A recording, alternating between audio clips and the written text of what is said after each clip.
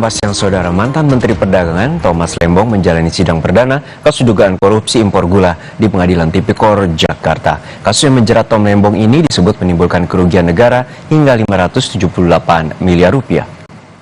Dalam sidang dakwaan, Tom Lembong diduga memperkaya diri sendiri dan orang lain dalam kasus impor gula tahun 2015 hingga 2016. Dalam dakwaan, Tom disebut melakukan impor gula saat produksi gula dalam negeri cukup dan perbuatannya dinilai memperkaya orang lain dan korporasi hingga menimbulkan kerugian negara sekitar 578 miliar rupiah.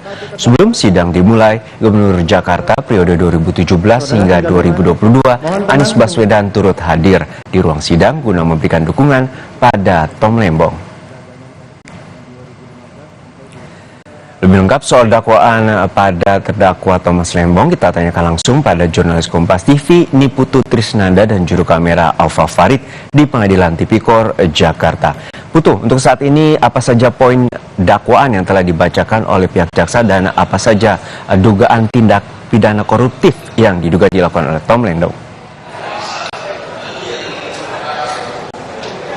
Ya Juno, sebetulnya tadi ada beberapa hal yang disampaikan oleh jaksa penuntut umum khususnya terkait dengan pemilihan dari pihak yang kemudian mengatur bagaimana stabilitas harga di pasaran, kemudian juga bagaimana jumlah harga gula di pasaran. Karena tadi yang dipersoalkan oleh jaksa salah satunya adalah mempersoalkan terkait dengan penunjukan koperasi TNI Polri yang digunakan atau menjadi pihak yang mengendalikan gula di pasar domestik. Padahal seharusnya kalau mengacu pada peraturan yang berlaku, pihak yang kemudian bisa mengajukan terkait dengan operasi pasar, kemudian bagaimana menjaga harga stabilitas di pasaran, ini seharusnya adalah BUMN, bukan koperasi dari TNI dan Polri. Tadi disampaikan ada sejumlah nama-nama begitu ya dari koperasi TNI dan juga Polri, salah satunya terkait dengan Induk Koperasi Kepolisian Negara, Inkopol, kemudian ada Pusat Koperasi Kepolisian Puskopol, ada juga Satuan Koperasi Kesejahteraan Pegawai TNI Polri atau SKPP TNI Polri,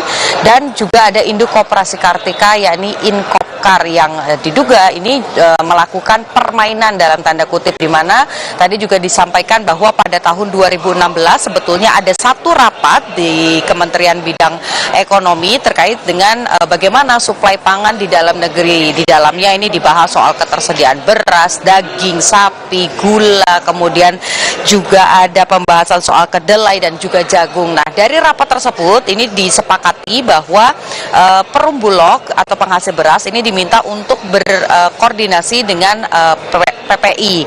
Nanti setelah berkoordinasi baru akan dibahas lagi terkait dengan gula ini pada pertemuan selanjutnya, yakni pada tahun 2016 awal begitu ya.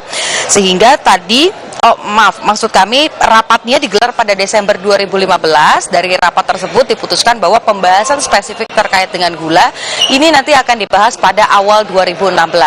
Nah, dari pembahasan tersebut atau dari hasil rapat tersebut ini kemudian ada surat yang masuk begitu ya dari Inkopol salah satunya yang kemudian bersurat kepada Tom Lembong yang saat itu merupakan Menteri Perdagangan. Ini meminta supaya ada operasi pasar di mana ada selisih atau kekurangan suplai gula di pasar domestik sebanyak 500.000 ton. Nah, Inkopol di sini ingin mengambil peran untuk kemudian melakukan operasi pasar dengan jumlah 300.000 ton gula, sementara yang di ACC atau yang diterima begitu ya, diperbolehkan diizinkan oleh Tom Lembong pada saat itu hanya 200.000 ton saja diizinkan untuk melakukan operasi pasar. Jumlah 200.000 ton inilah yang kemudian dipermainkan dalam tanda kutip begitu, karena Inkopol ini kemudian diduga bekerja sama dengan 8 perusahaan, di mana nama-nama perusahaan tersebut adalah pihak-pihak swasta yang saat ini juga sudah menjadi tersangka ataupun juga terdakwa karena proses persidangan ini sudah dimulai, yang menyeret juga nama Tom Lembong. Jadi kalau berdasarkan dakwaan yang disampaikan oleh jaksa penuntut umum ini sebetulnya adalah ada upaya kemudian memperkaya diri sendiri di mana dari 10 orang yang kemudian terlibat dan diduga melakukan tadi upaya memperkaya diri ini merugikan negara sampai dengan 578 miliar rupiah. Kemudian di sebagian lainnya tadi rincikan lagi oleh jaksa penuntut umum, ini ada sekitar 515 miliar rupiah yang kemudian digunakan atau dimanfaatkan oleh si ke-10 orang ini di luar Tom Lembong, di mana tadi praktik-praktik seperti yang dilakukan oleh Inkopol ini sebetulnya juga dilakukan oleh koperasi-koperasi lain yang disebut di awal tadi ya, Juno. Jadi misalnya saja ada tersangka Tony Wijaya ini mendapatkan keuntungan begitu dari Inkopkar, Inkopol dan juga PT PPI. Kemudian dari Ten Suryanto Eka Prasetyo ini mendapatkan keuntungan dari Inkopol dan juga PT PPI.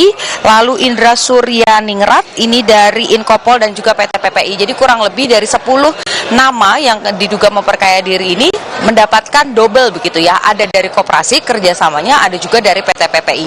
Ini yang kemudian disebut menjadi upaya memperkaya diri, dan yang menyeret nama Tom Lembong ini sebetulnya adalah pasal 55, di mana akibat kebijakan yang diputuskan oleh Tom Lembong akhirnya ini membuat adanya celah-celah perilaku koruptif seperti yang dilakukan oleh 10 orang ini. Meskipun kalau dari pernyataan ataupun juga dari dakwaan tadi di ruang sidang, keuntungannya ini tidak digunakan ataupun juga tidak dirasakan oleh Tom Lembong, tapi kebijakan itu kemudian membuka celah dari perilaku koruptif yang kemudian 10 orang ini memperkaya diri.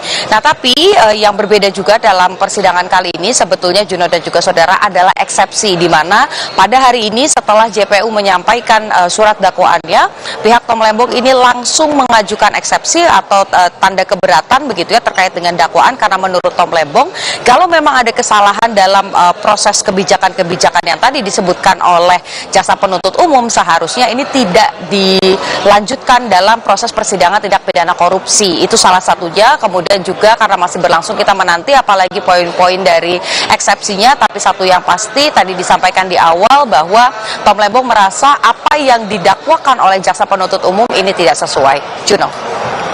Baik, kita nantikan bagaimana proses persidangan dan juga nanti eksepsi terkait dengan kasus korupsi impor gula yang menyebabkan kerugian hingga 578 miliar rupiah. Terima kasih, jurnalis Kompas TV, Niputu Nistana dan Ova Farid dari Pengadilan Tipikor Jakarta.